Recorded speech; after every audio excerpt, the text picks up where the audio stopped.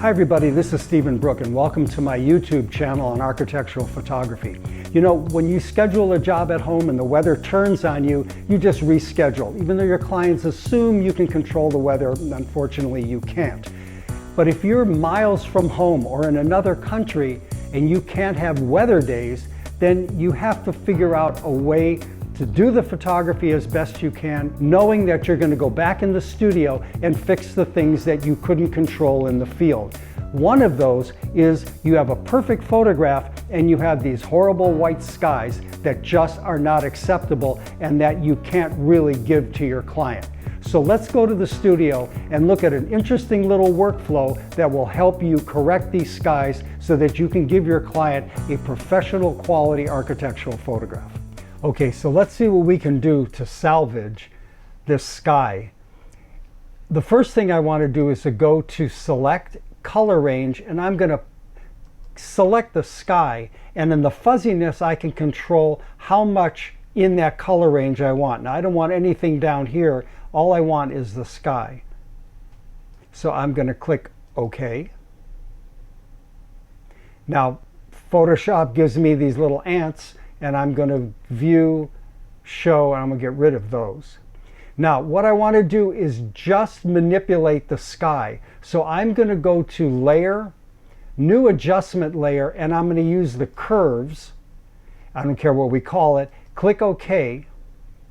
And you'll see the reason that I want to use an adjustment layer is that once I make my adjustments, I want to be able to control how much I really want out of that adjustment. So the first thing I'm going to do is I'm going to go to the red channel and I'm going to go the upper right hand corner and pull this down and create a really ugly looking sky.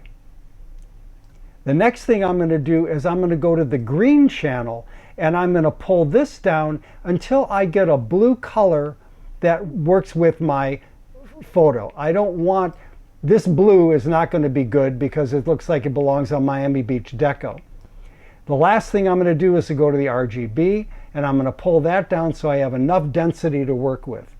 Now I'm going to go over to the curves and I'm going to change the opacity. Here's where I don't have anything, and now I'm going to increase the density on my sky.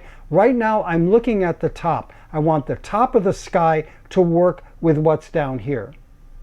So right about here looks like a nice soft blue sky that you would get even on an overcast day if there were some blue in the sky. Now the next thing I want to do is I want to deal with this area right at the tree line and the roof of the house. And I'm going to erase some of this blue. But to see how this could be done, let's look at one of the great landscape painters, Claude Lorraine, and see that his sky is dark at the top and gets lighter as it gets closer to the horizon line. And here's also one by Corot, again darker at the top, lighter as it gets to the bottom. So that's my guide. So I'm going to take my eraser tool, and I have it set for about 5% so I don't overdo this. I'm going to click over here on curves and my little shape over here, and I'm going to do this as if I were glazing on a painting. Carefully, a couple of hits, no more. Now I'm going to go back to my history and I'm going to toggle back and forth between when I made my master opacity change and the erasers. Okay, so to double check what we've done, I'm going to go toggle between where I made my last change and now my erasers, so that I lightened up this area right at the tree line. I think what I want to do is I want to lighten the whole thing up a little bit, and when I like it, I'm going to flatten the image and then save my file.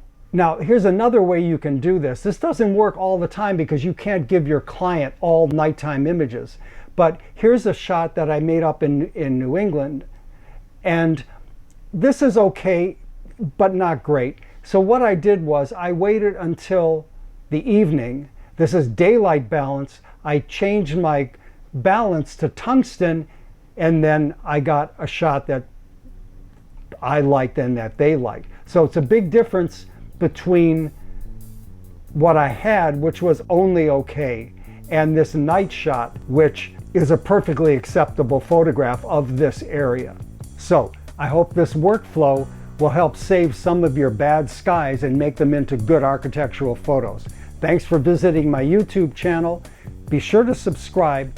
And if you'd like to take a look at the book, there's a link below to StephenBrookePhotography.com.